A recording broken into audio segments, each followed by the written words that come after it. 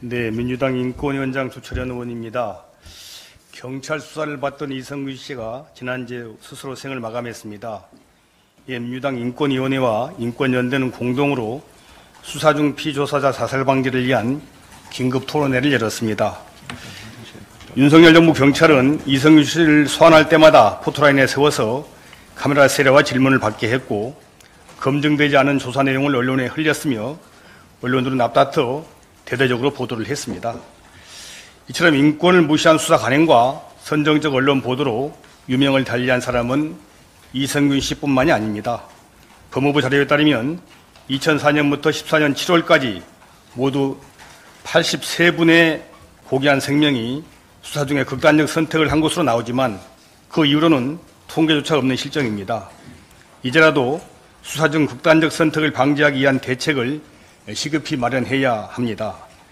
형법 126조가 피의사실 공표죄를 구정하고 있고 1995년부터 최근까지 모두 764건의 피의사실 공표죄가 접수가 됐지만 단 한 건도 기소되지 않아서 사실상 사문화됐다는 점은 잘 알려져 있습니다. 수사기관의 훈령들도 잘 지켜지지 않는 것은 마찬가지입니다. 경찰 수사사건 등의 공보에 관한 규칙, 경찰 수사에 관한 인권보호 규칙에도 불구하고 이성균 씨를 수사한 경찰은 이 훈령들을 철저히 무시했습니다. 고인의 비공개 소환 요청마저 묵살하면서 마약사범 유죄 판결이라도 받은 것처럼 또다시 언론 앞에 서게 만든 것입니다. 제2의 제3의 이성균 사태를 방지하기 위해서 강제성과 실효성 있는 가칭 수사기관의 인권침해 방지법을 제정할 필요가 있다고 합니다. 피의사실 공표는 물론이고 피의자의 사생활 등 인권침해 정보를 유출할 경우에도 형사처벌해야 합니다.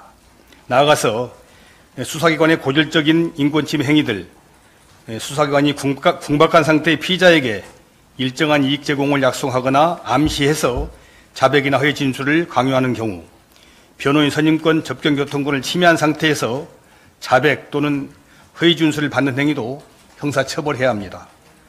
또 공개 소환할 경우 지방경찰청장이나 검사장의 승인을 사전에 문서로 받게 해서 절차적으로 통제하고 수사정보가 유출되면 즉시 수사진을 교체하고 직무감찰과 고발을 의무화할 필요도 있습니다. 아울러 수사기관의 인권침해에 따른 국가의 손해배상 의무도 법률에 명시하고 입증책임 전환 등도 도입할 필요가 있습니다. 인권을 무시하는 권위주의 시대 수사 관행과 선정적 언론 보도로 비극이 반복되지 않도록 우리 당 차원에서 이와 같은 내용을 담은 법안 제정을 추진해 주시기를 부탁을 드립니다.